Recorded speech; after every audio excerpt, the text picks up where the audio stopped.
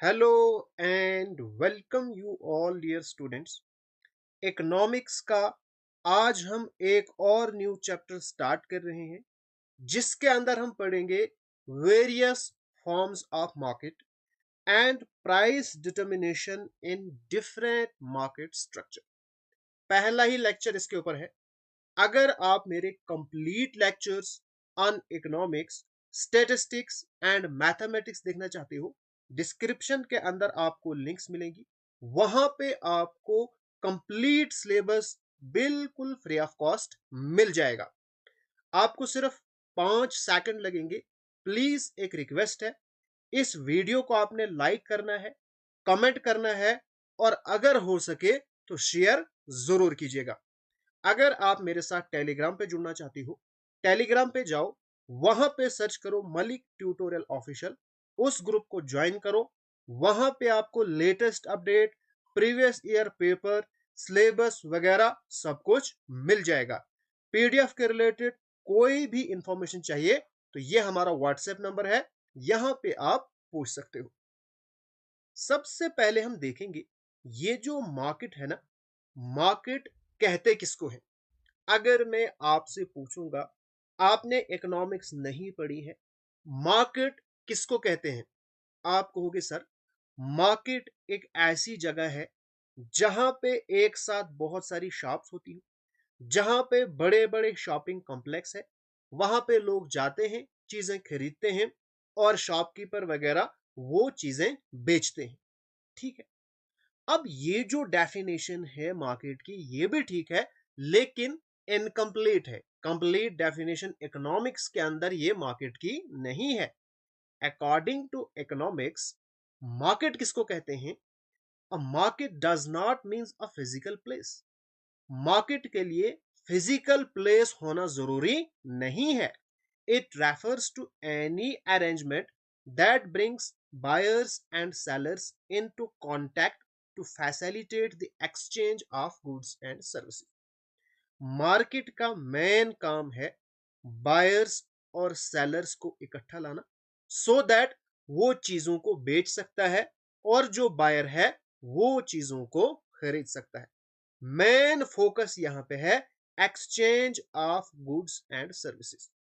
चाहे वो physical place हो, चाहे वो ईमेल हो, चाहे आप फोन के जरिए करते हो, चाहे एक बहुत बड़ा जंगल है, वहां पे एक अकेली शॉप है, उसके अंदर बायर्स एंड सेलर अपने गुड्स को एक्सचेंज कर रहे हैं, तो ये भी आपके पास क्या है? मार्केट है। Market is just an arrangement.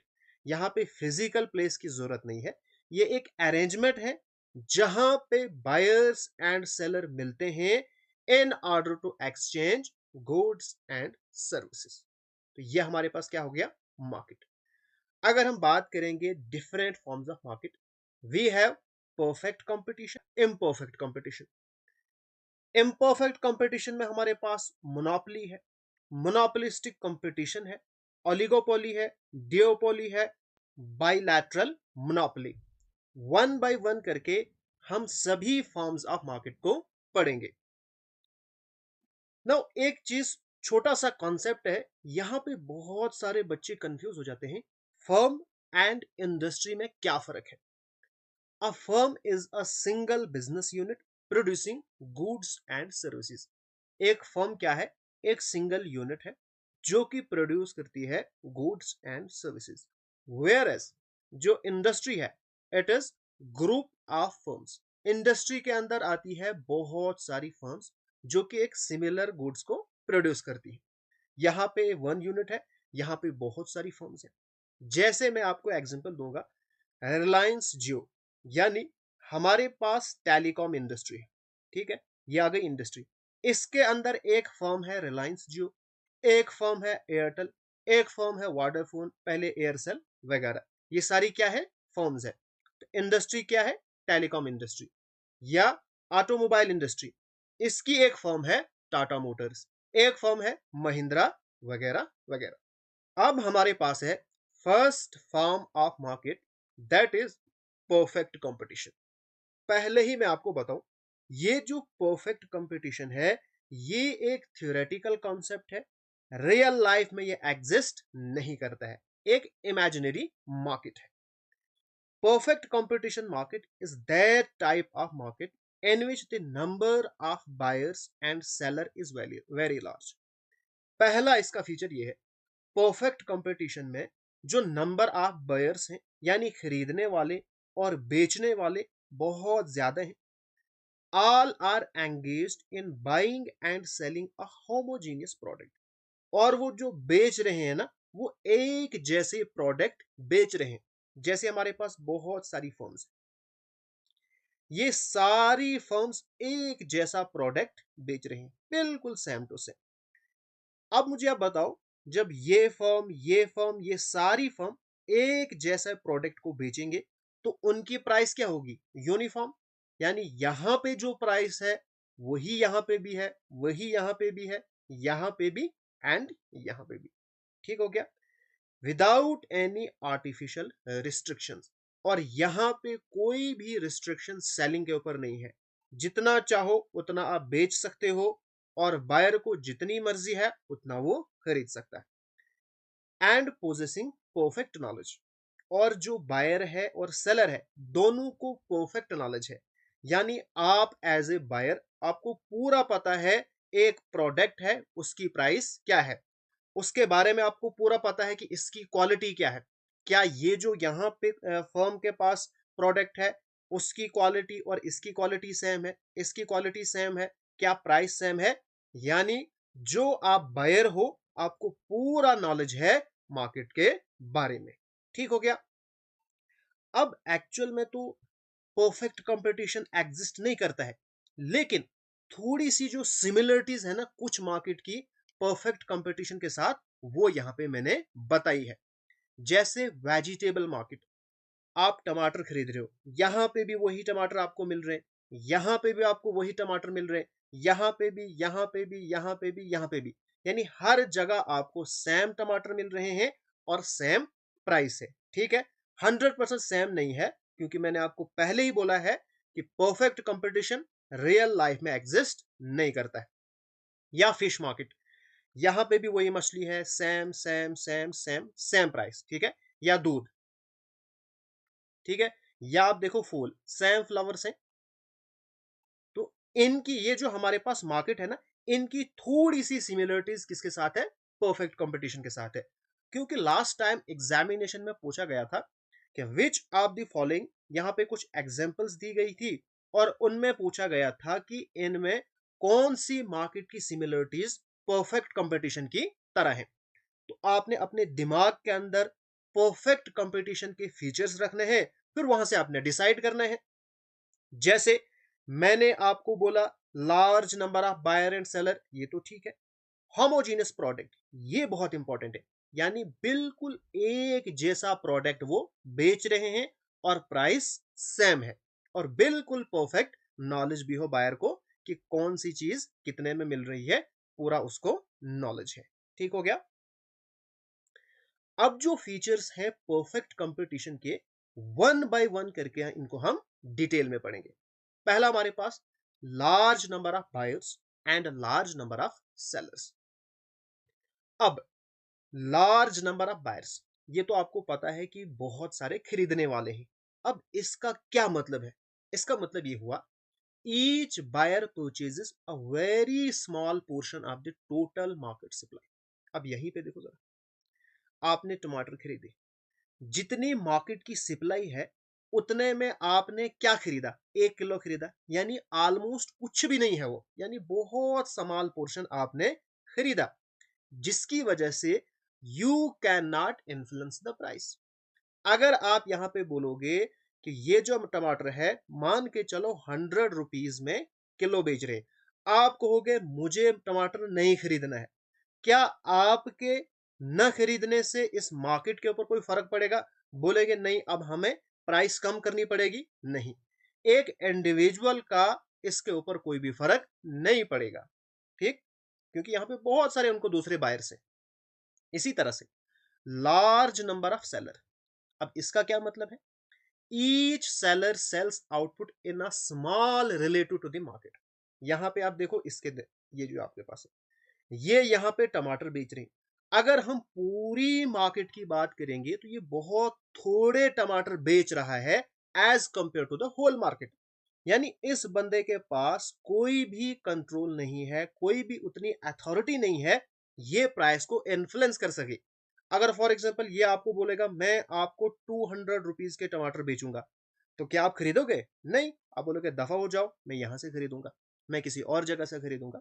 तो यहां पे जो लार्ज नंबर ऑफ सेलर्स हैं, इसका मतलब ये हुआ कि एक इंडिविजुअल सेलर के पास, एक इंडिविजुअल फर्म के पास अथॉरिटी नहीं है कि वो प्राइस को चेंज कर सके, वो प्राइस के ऊपर कोई कंट्रोल रख सके। यानी यहां पे जो फर्म होती है वो प्राइस टेकर होती है। मार्केट में जो प्राइस चल रही है वही उसको एक्सेप्ट करनी पड़ेगी। The firm is not price maker, वो यहां पे अपनी प्राइस नहीं बना सकती है।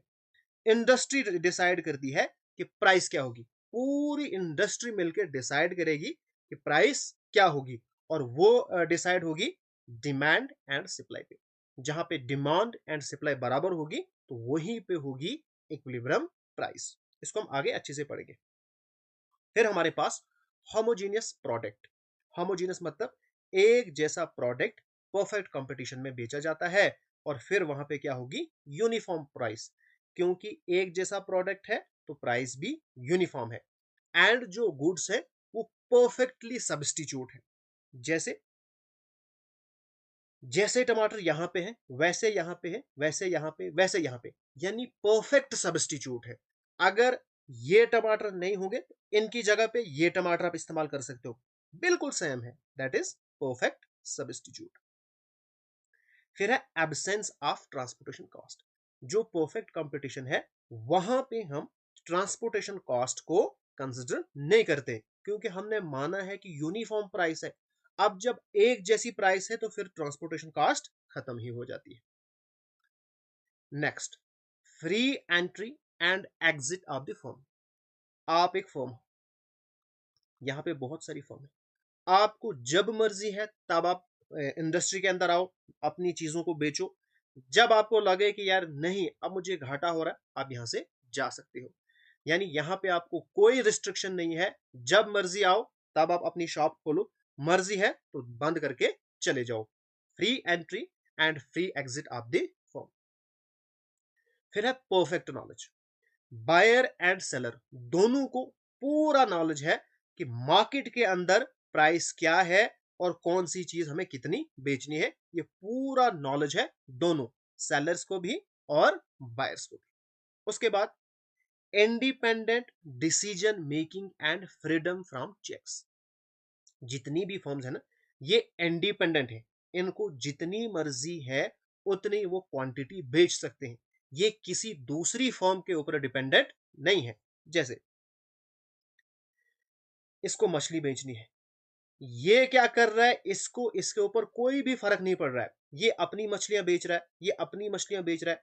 जो पूरी मार्केट के अंदर प्राइस है मतलब 100 रुपीज पर केजी, ये बेच रहे हैं। इन दोनों के बीच में कोई भी एग्रीमेंट नहीं है कि हम ये प्राइस रखेंगे, इतनी मछली बेचेंगे, यहां पे कोई भी एग्रीमेंट नहीं है। ये अपना काम कर रहा है, ये अपना काम कर रहा है। यानी ये दोनों क्या है? इंडिपेंडेंट है, ये एक दूसरे के ऊपर डिपेंडेंट नहीं है। Perfect mobility. अब जो फैक्टर्स ऑफ प्रोडक्शन है, यानी लैंड, लेबर, ये हमारे पास 4 फैक्टर्स ऑफ प्रोडक्शन है: land, labour, capital and entrepreneur.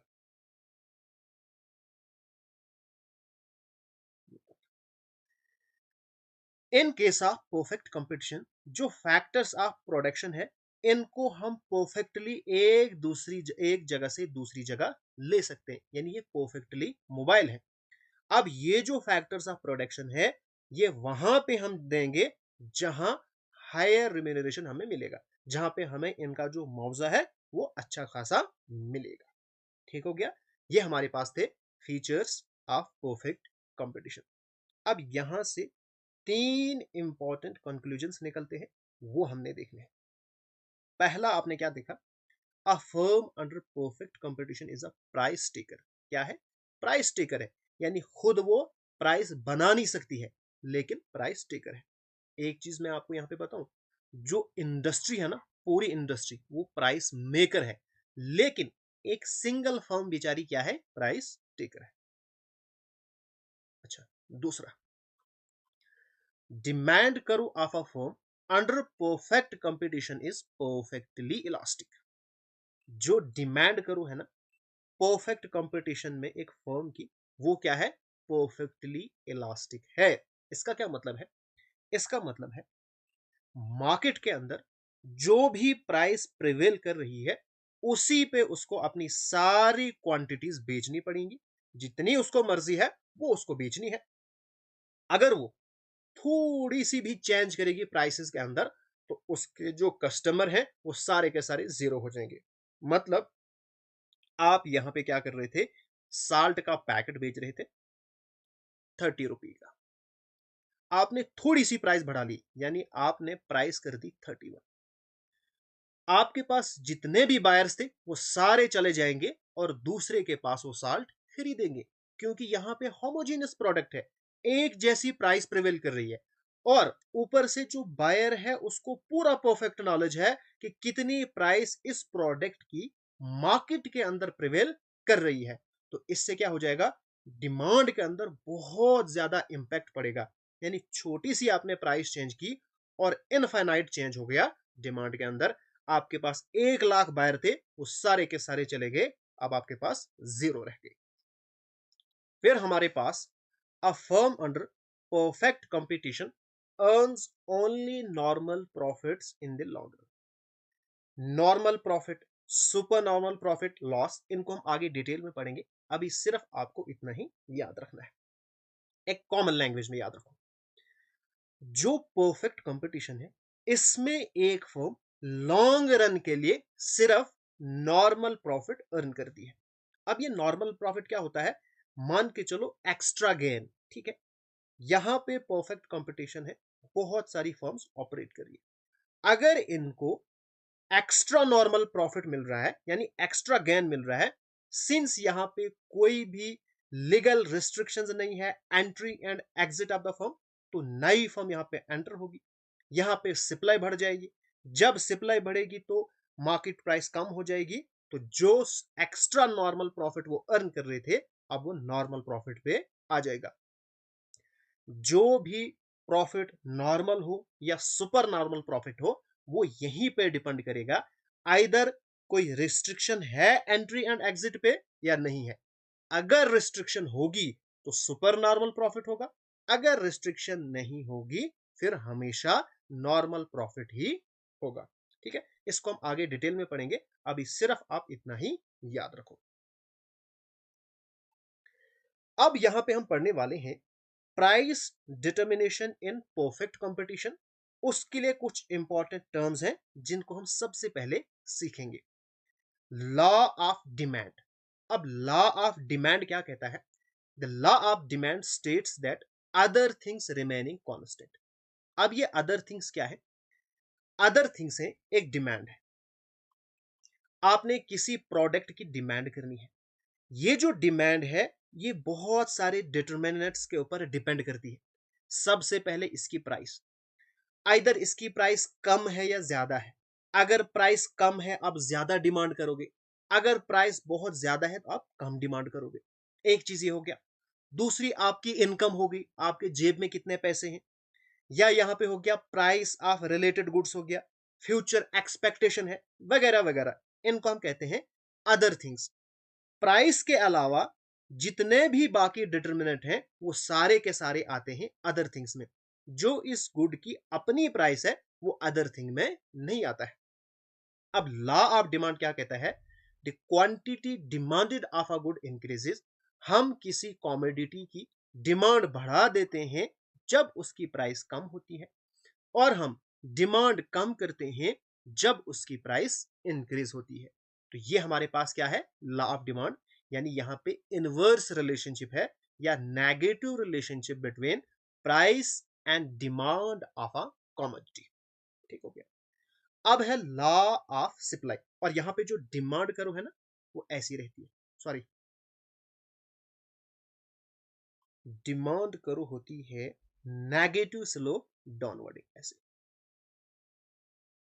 ठीक हो गया। अब आपके पास है लॉ ऑफ सप्लाई। जब आप डिमांड की बात करोगे ना, तो आपके माइंड में आना चाहिए मैं एक कंज्यूमर हूं। ठीक है, जब आप एक कंज्यूमर हो तो कंज्यूमर के नजरिए से आपने सोचना है। जब आप बात करोगे सप्लाई की, सेम जैसे डिमांड है वैसे ही सप्लाई भी है, लेकिन सप्लाई में आपने एज ए प्रोड्यूसर सोचना है। यहां पे अब आप बन गए हो प्रोड्यूसर। मान के चलो आपके पास एक कंपनी है, आपके पास एक फर्म है, चीजें यहां पे रेडी है। अब इन चीजों को आपने बेचना है, सप्लाई करना है। तो कैसे करोगे? प्राइस किस तरह से आप देखोगे? Law of supply states that other things remaining constant. अब एक प्रोडक्ट है, उसकी प्राइस से उसकी सप्लाई डिटरमाइन होगी, या बहुत सारी दूसरी चीजें हैं। जैसे फॉर एग्जांपल है कॉस्ट ऑफ इनपुट। इस चीज को बनाने के लिए आपको कितना खर्चा आया, वो फ्यूचर एक्सपेक्टेशन। जैसे आप एक्सपेक्ट कर रहे हो कि फ्यूचर के अंदर प्राइसेस इंक्रीज होंगी, तो यार ये जो चीजें है ना, इनको मैं फ्यूचर में बेचूंगा, आज मैं सप्लाई कम कर दूंगा। ठीक है, क्योंकि आपको फ्यूचर में यहां पे प्रॉफिट दिख रहा है, क्योंकि वहां पे प्राइसेस हाई होंगी। इसी तरह से टेक्नोलॉजी हो गया, वगैरह वगैरह। ये सारी हमारे पास क्या आ गई? Other things. सिर्फ price of a good other things में नहीं आता है। The quantity supplied of a good increases with increase in price. मैंने आपको क्या बोला? जब आप सप्लाई की बात करो तो आपने बनना है प्रोड्यूसर, यानी बेचने वाला। आप मुझे बताओ, जब आप बेचने वाले हो, आप क्या चाहोगे? मेरी जो चीजें हैं वो सस्ती बिके या बहुत महंगी? आप कहोगे यार मैक्सिमम से मैक्सिमम प्राइस मुझे मिलना चाहिए, ताकि मेरा प्रॉफिट मैक्सिमाइज हो जाएगा। यानी जब प्राइस इंक्रीज हो जाएगी, आप अपनी सप्लाई को इंक्रीज करोगे। ज्यादा इंक्रीज करोगे तो प्रॉफिट तो तभी ज्यादा होगा ना। जो ही प्राइस कम हो जाएगी, आप अपनी सप्लाई को कम करोगे। यानी यहां पे क्या होगा? डायरेक्ट रिलेशनशिप है, यानी positive relationship between price and supply. Price कम हो रही है, आपने अपनी चीजों की सप्लाई कम कर दी। प्राइस बढ़ रही है, आपने अपनी चीजों की सप्लाई को इंक्रीज कर दिया। फिर हमारे पास है total cost. Total cost is the sum total of all cost. आपने एक प्रोडक्ट प्रिपेयर किया, इसके ऊपर आपको जितना भी खर्चा आया, वो सारी कास्ट को जब आप मिलाओगे, वो सारे खर्चे को प्लस करोगे, आपके पास बनेगा टोटल कॉस्ट।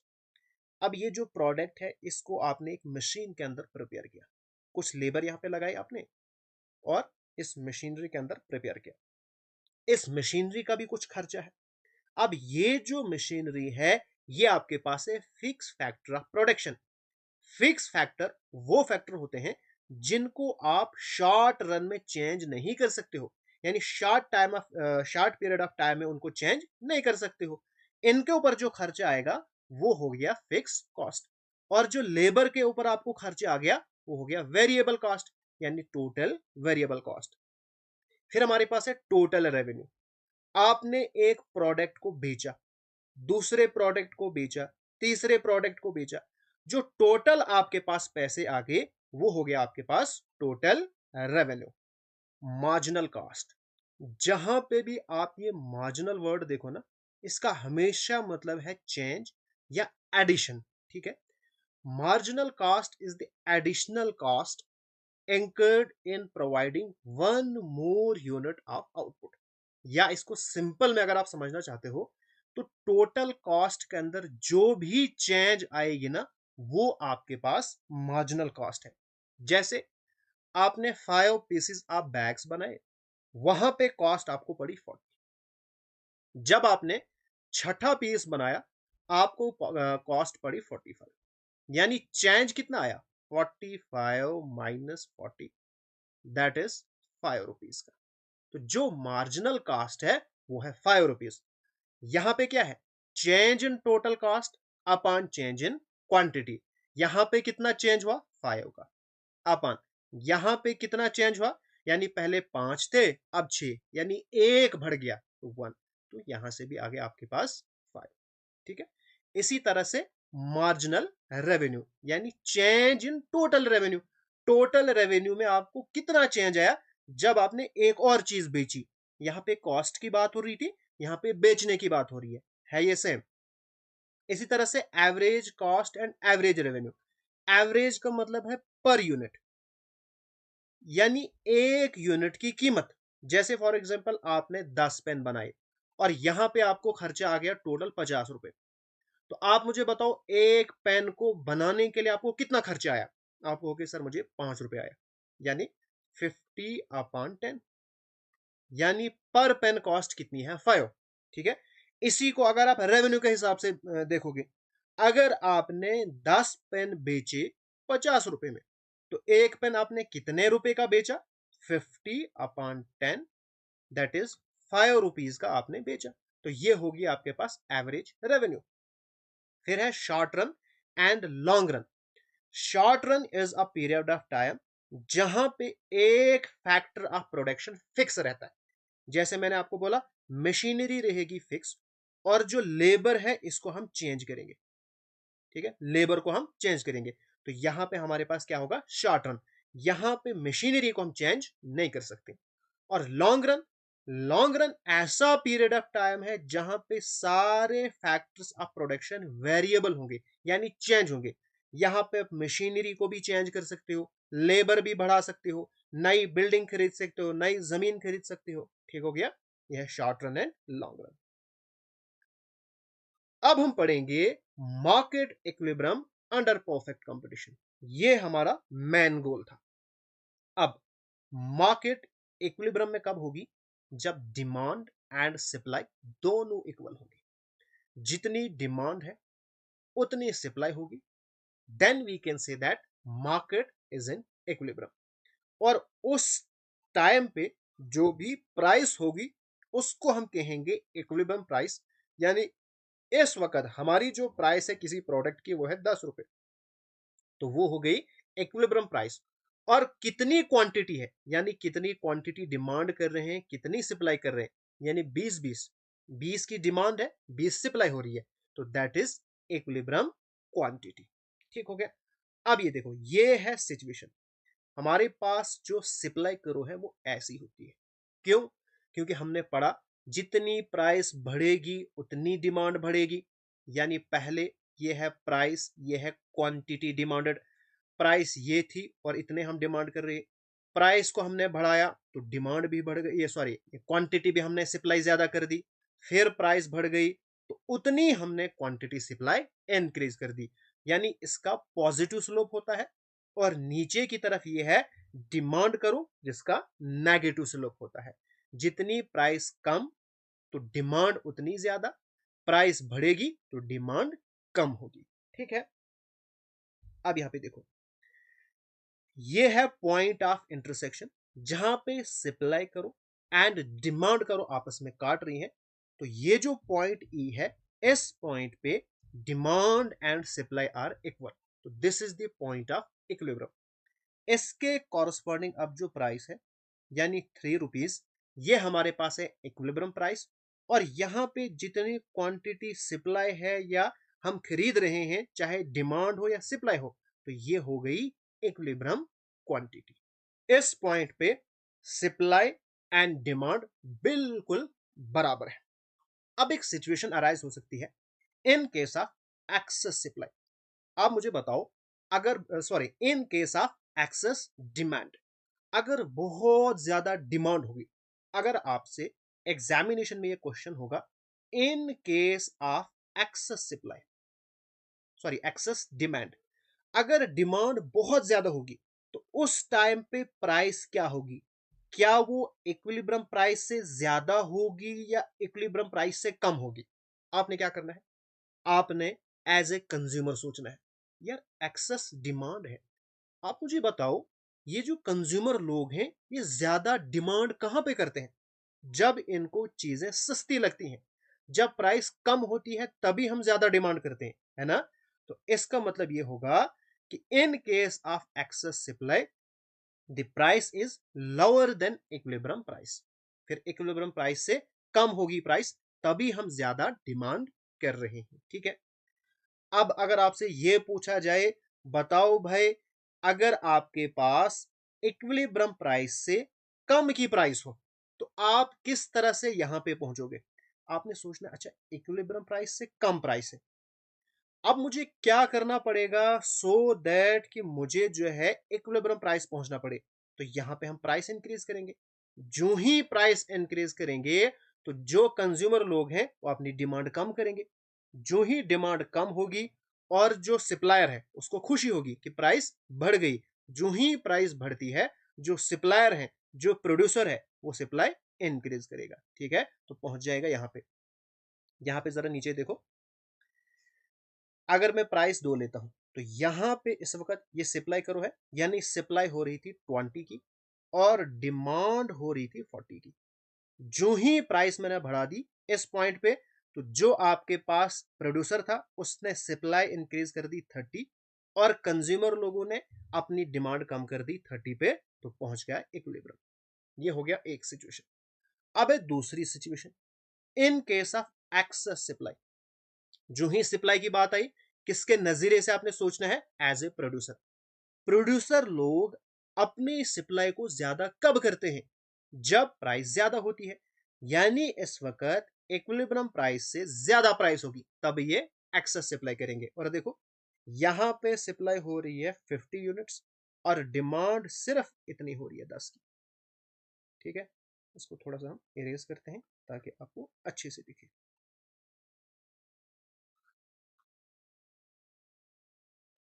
हम्म, एक्सेस सप्लाई या सरप्लस सप्लाई 50 यूनिट्स, और ये क्योंकि इनको प्राइस अच्छी खासी मिल रही है, देखो 5 यूनिट्स, हालांकि इक्विलिब्रियम प्राइस कम है। अगर आपसे एग्जामिनेशन में पूछा जाए इन केस ऑफ एक्सेस सप्लाई, तो जो इक्विलिब्रियम प्राइस है उससे ज्यादा होगी प्राइस या कम? आपने बोलना है उससे ज्यादा प्राइस होगी। ठीक है, एक्सेस डिमांड में कम प्राइस होती है और एक्सेस सप्लाई में ज्यादा होती है। ठीक है, अगर आपको यहां से इक्विलिब्रियम प्राइस पहुंचना है, उसके लिए आपको प्राइस कम करनी पड़ेगी। जो ही प्राइस कम होगी, जो प्रोड्यूसर है वो अपनी सप्लाई हटा देंगे, यार प्राइस कम हो रही है, ये अपनी सप्लाई कम करेंगे 50 से 30, और जो कंज्यूमर लोग हैं वो डिमांड बढ़ा देंगे, यानी 10 से 30, और इस लेवल पे पहुंच जाएंगे। छोटे छोटे दो कॉन्सेप्ट जो कि आज के टाइम पे बहुत ही ज्यादा इंपॉर्टेंट है एग्जामिनेशन पॉइंट ऑफ व्यू से, क्योंकि फार्मर वगैरह प्रोटेस्ट करते रहते हैं, उससे ये न्यूज में रहते हैं, ये आपको पता होना चाहिए। प्राइस सीलिंग, प्राइस सीलिंग का क्या मतलब है? Means maximum price of a commodity that the seller can charge from the buyer. Actual में ये जो प्राइस सीलिंग है, गवर्नमेंट एक प्राइस फिक्स करती है, ठीक है, मैक्सिमम प्राइस।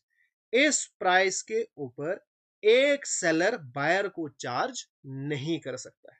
ठीक है, और ये जो प्राइस सीलिंग है, often government fixes this price lower than equilibrium market. बहुत इंपॉर्टेंट ये चीज है। अक्सर क्या करती है जो गवर्नमेंट है, वो इक्विलिब्रियम प्राइस से कम पे इसको फिक्स करती है।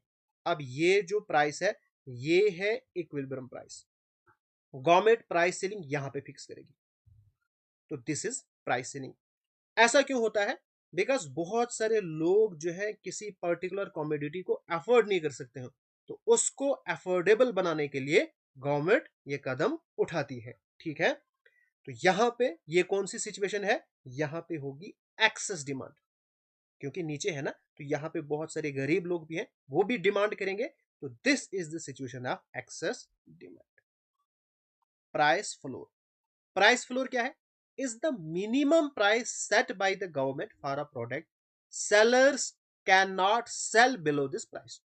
अब ये जो प्राइस फ्लोर है, जैसा इसका नाम वैसा काम, ये एक मिनिमम प्राइस गवर्नमेंट सेट करता है कि इसके नीचे आपको अपना प्रोडक्ट नहीं बेचना है। एक्चुअल में ये जो प्राइस फ्लोर है, ये फार्मर्स को बचाने के लिए किया जाता है। जब वो अपनी प्रोडक्शन करते हैं, जब उनके पास अपने प्रोडक्ट होते हैं, उस टाइम पे बहुत ज्यादा सप्लाई होती है। जब बहुत ज्यादा सप्लाई होती है तो जो खरीदने वाले होते हैं वो उनको कम देने के लिए तैयार होते हैं, वरना उनकी जो प्रोडक्ट है वो खराब हो जाएंगे। तो उसके लिए गवर्नमेंट एक मिनिमम प्राइस फिक्स की जाती है और इसको हमेशा above the equilibrium price set किया जाता है। ठीक है, ये आपके पास है प्राइस फ्लोर। जो प्राइस सीलिंग है, ये आती है लोअर देन इक्विलिब्रियम मार्केट, और जो प्राइस फ्लोर है ये आती है अबव इक्विलिब्रियम प्राइस। ठीक है, अब यहीं पे आता है एमएसपी, मिनिमम सपोर्ट प्राइस। अब गवर्नमेंट ने फ्लोर प्राइस फिक्स कर दी। अगर फॉर एग्जांपल फार्मर उस प्राइस पे नहीं बेच पाए, यानी कोई खरीदने वाला है ही नहीं, government buys the crop if farmer fails to sell it in the market at the floor price. फिर इस फ्लोर प्राइस पे कौन खरीदेगा? गवर्नमेंट खरीदेगा। तो उसी को हम कहते हैं एमएसपी, यानी मिनिमम सपोर्ट प्राइस। तो hope you guys understand. Normal profit, super normal profit, इसी को कहते हैं एबनॉर्मल प्रॉफिट या लॉस। नॉर्मल प्रॉफिट क्या होता है? Minimum profit that a firm must earn to keep its resources employed in the business. यानी आपकी जो फर्म है, आप इतना कमा सकते हो कि ये जो फर्म है इसको आपको बंद न करना पड़े। मतलब total revenue is equal to total cost. जितना आपका खर्चा हो रहा है उतना ही आप कमा रहे हो। ठीक है, आपको अपने जेब से कुछ भी वहां पे नहीं डालना है। जितना आपको खर्चा आ रहा है उतना आप कमा रहे हो। अब आप ये सोच रहे हो, सर हम फिर ऐसी फर्म में काम करेंगे क्यों, यानी हम रखेंगे क्यों उसको? जितना हमें खर्चा आ रहा है उतना ही हम कमा रहे हैं। जो हमारे पास फैक्टर्स ऑफ प्रोडक्शन है ना, लैंड या लेबर या कैपिटल और एंटरप्रेन्योर। ठीक है, यह है फोर फैक्टर्स ऑफ प्रोडक्शन। एक फर्म को चलाने के लिए, प्रोडक्शन करने के लिए इनकी हमें जरूरत पड़ती है। और जब ये काम करते हैं, जब प्रोडक्शन करते हैं, तो लैंड का जो रिटर्न है उसको मिलता है रेंट, लेबर को मिलते हैं वेजेस, कैपिटल को मिलता है इंटरेस्ट, और एंटरप्रेन्योर को मिलता है प्रॉफिट। एंटरप्रेन्योर वो होता है जो इन सभी को चलाता है, यानी जिसने बिजनेस स्टार्ट किया है। अब यहां पे in case of normal profit हर एक को अपना अपना मिल रहा है। यानी एंटरप्रेन्योर जितने भी एफर्ट्स बिजनेस को चलाने के लिए लगा रहा है ना, वो उसको मिल रहा है। ऐसा नहीं कि उसको घाटा हो रहा है कि यार जितना उसको खर्चा आ रहा है उतना वो लगा रहा है, खुद को उसको कुछ भी नहीं बच रहा है। ऐसा नहीं है।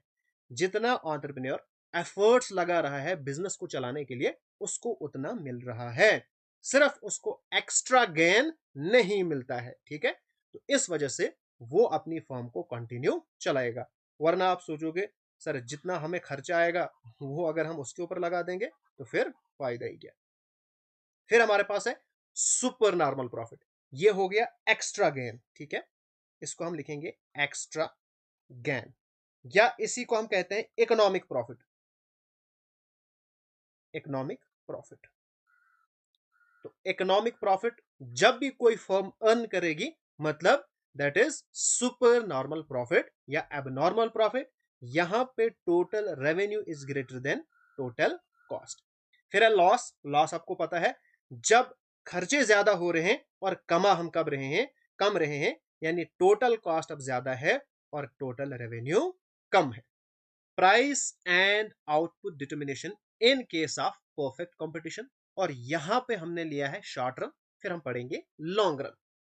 अब शॉर्ट रन में सुपर नॉर्मल प्रॉफिट भी एक फर्म जो है अर्न कर सकती है, नॉर्मल प्रॉफिट भी अर्न कर सकती है, या लॉस भी हो सकता है। अब in order to attain the equilibrium condition, एक फर्म को अगर एक इक्विलिब्रियम कंडीशन अटेन करनी है in case of short run in perfect competition, तो दो यहां पे कंडीशन सेटिस्फाई होनी चाहिए। पहली कंडीशन क्या है? Marginal cost is equal to marginal revenue, पहली कंडीशन। दूसरी, जो मार्जिनल कॉस्ट करो है ये मार्जिनल रेवेन्यू करो को कट करेगी। क्या करेगी? कट। लेकिन कहां से? नीचे से। बहुत इंपॉर्टेंट है, cut from the below. That is the marginal cost curve will be upward rising at the equilibrium point. Equilibrium point पे जो मार्जिनल कॉस्ट करो है वो ऊपर की तरफ राइज करेगी। अब देखो, इन case of super normal profit, ये हमारे पास क्या है? डिमांड करो है किसकी? परफेक्ट कंपटीशन फर्म की। हमारे पास होती है इलास्टिक, परफेक्टली इलास्टिक डिमांड करो।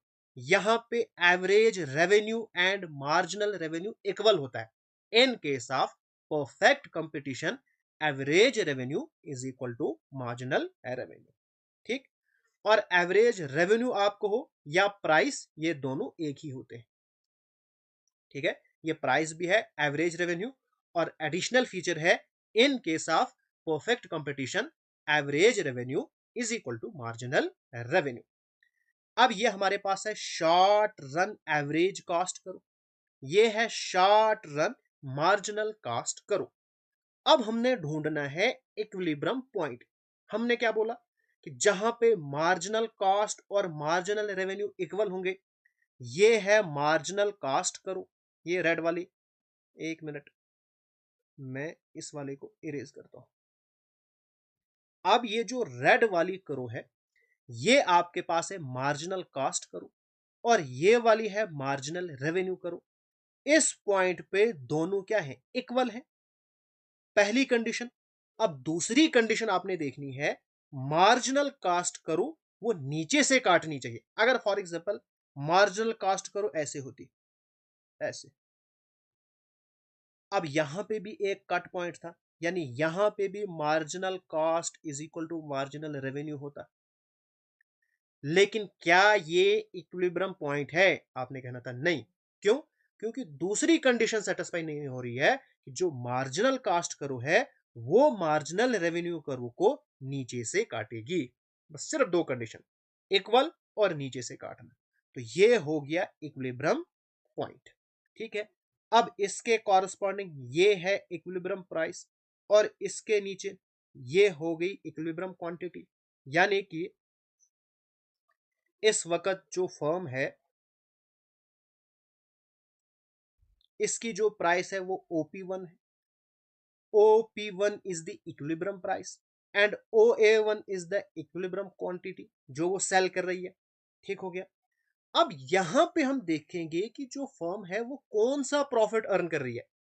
जब भी हम प्रॉफिट की बात करेंगे, हम हमेशा कंपेयर करेंगे एवरेज कॉस्ट और एवरेज रेवेन्यू। ठीक है, इन्हीं को हम कंपेयर करेंगे। अब एवरेज कॉस्ट, ये है एवरेज कॉस्ट। अब देखो यहां पे है इक्विलिब्रियम पॉइंट पे ये कट करिए इक्विलिब्रियम क्वांटिटी पे, और ये आपके पास है एवरेज रेवेन्यू। ठीक है, यानी कि ये जो आपके पास बॉक्स है, एवरेज रेवेन्यू से ये आता है टोटल रेवेन्यू। ये आपके पास टोटल आ रहा है आपके पास, लेकिन जो एवरेज कास्ट है यहां से ये खर्चा हो रहा है नीचे, यानी ये वाला आपके पास खर्चा है, और यहां से ऊपर जो बचेगा वो आपके पास प्रॉफिट है। यानी यहां पे आप अर्न कर रहे हो सुपर नॉर्मल प्रॉफिट। ठीक हो गया। ठीक है, अब यहां पे देखो, ये हमारे पास है प्राइस, एवरेज रेवेन्यू और मार्जिनल रेवेन्यू करो। ठीक, फिर हमारे पास हमने देखना है कि इक्विलिब्रियम पॉइंट अब यहां पे कहां में मिलेगा। आपने देखना है पहली condition, marginal revenue is sorry marginal cost is equal to marginal revenue. ये पॉइंट है, यहां पे मार्जिनल कॉस्ट करो और मार्जिनल रेवेन्यू कट कर रही है, और नीचे से भी कट कर रही है, दोनों कंडीशन सेटिस्फाई होगी, this is the point of equilibrium. ठीक है, अब यहां पे हम देखेंगे कि इस वक्त कौन सा प्रॉफिट अर्न हो रहा है। अब देखो एवरेज कॉस्ट ये भी यही मिल रही है, यानी यहां से नीचे आपको आ रहा है खर्चा, ये वाला बॉक्स, और जो एवरेज रेवेन्यू है ये भी यहीं पे है, दोनों यहां पे इक्वल है। यानी जितना आपका टोटल कॉस्ट है और टोटल रेवेन्यू है, दोनों यहां पे बराबर है। तो इस वक्त कौन सा प्रॉफिट हो रहा है, नॉर्मल प्रॉफिट हो रहा है। फिर आ जाओ तीसरे पे। पहले देखो इक्विलिब्रियम कंडीशन कहां पे आ रही है, ये पॉइंट जहां पे marginal revenue is equal to marginal cost, और नीचे से काट रही है, दोनों सेटिस्फाई हो गई। तो ये वाला पॉइंट कौन सा है, इक्विलिब्रियम पॉइंट। ठीक हो गया। अब यहां पे अगर आप देखेंगे एवरेज कॉस्ट को, ये इसके ऊपर है, एवरेज रेवेन्यू नीचे है, यानी इतना आपको रेवेन्यू आ रहा है, और ये जो ऊपर फिर बचेगा ना, ये पूरी आपके पास क्या है, कॉस्ट है। यानी ये फिर इस वक्त आपको लॉस हो रहा है। ठीक है, तो ये क्या हो गया हमारे पास इस वक्त, जो फर्म है वो अर्न क्या कर रही है, लॉस अर्न कर रही है।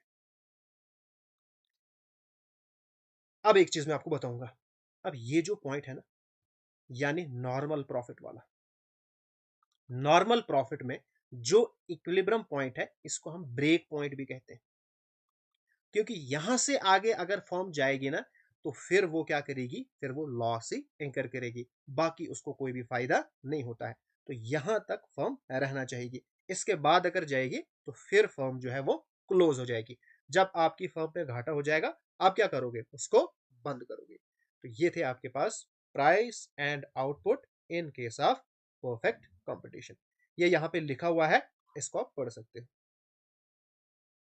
हमने शॉर्ट रन के लिए पढ़ा, अब हम देखेंगे लॉन्ग रन। अब देखो मैंने आपको क्या बोला था, लॉन्ग रन है, बहुत लंबा टाइम है। इस लंबे टाइम में मसला क्या हो जाता है, since in case of perfect competition free entry and exit of the form है, जब मर्जी आओ एंटर करो, जब मर्जी आओ चले जाओ। जो ही इन फॉर्म को बहुत ज्यादा प्रॉफिट होगा, यानी एक्स्ट्रा नॉर्मल प्रॉफिट होगा, तो नई फॉर्म एंटर करेगी।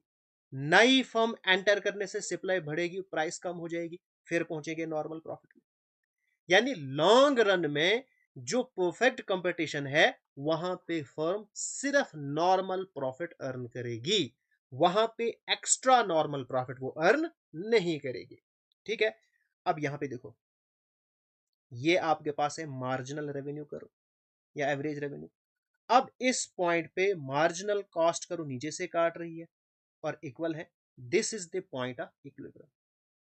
अगर यहां पे आप देखोगे एवरेज कॉस्ट वो भी यहीं पे है, यानी total revenue is equal to total cost. तो यहां पे नॉर्मल प्रॉफिट है। अब यहां पे कौन कौन सी चीजें सेटिस्फाई होनी चाहिए, पहले marginal revenue is equal to marginal cost, जैसे पीछे था। There is upward sloping marginal cost करो, यानी नीचे से ऊपर की तरफ आ रही है, नीचे से ऊपर की तरफ कट कर रही है। फिर और यहीं पे एवरेज कॉस्ट भी इक्वल है। ठीक हो गया। देखो इस पॉइंट पे एवरेज कॉस्ट भी इक्वल है। और एक और चीज अगर आप ऑब्जर्व करोगे, ये जो कर्व है ये ऐसे है, ये सबसे मिनिमम पॉइंट है एवरेज कास्ट का। देखो सर, यहां पे एवरेज कास्ट ज्यादा है, यहां पे ज्यादा है, यहां पे सबसे कम है, फिर यहां से ज्यादा है। तो at the point of equilibrium in case of perfect competition, जो एवरेज कास्ट है ना वो मिनिमम होती है, सबसे कम होती है। ये थे कुछ इंपॉर्टेंट पॉइंट्स जो आपको एग्जामिनेशन में पूछा जा सकता है। तो आज का टॉपिक हम यहीं पे रखेंगे, बाकी जो फॉर्म्स ऑफ मार्केट है उनको हम नेक्स्ट लेक्चर्स में पढ़ेंगे। अभी तक अगर आपने मेरा चैनल सब्सक्राइब नहीं किया है, सब्सक्राइब जरूर कीजिएगा।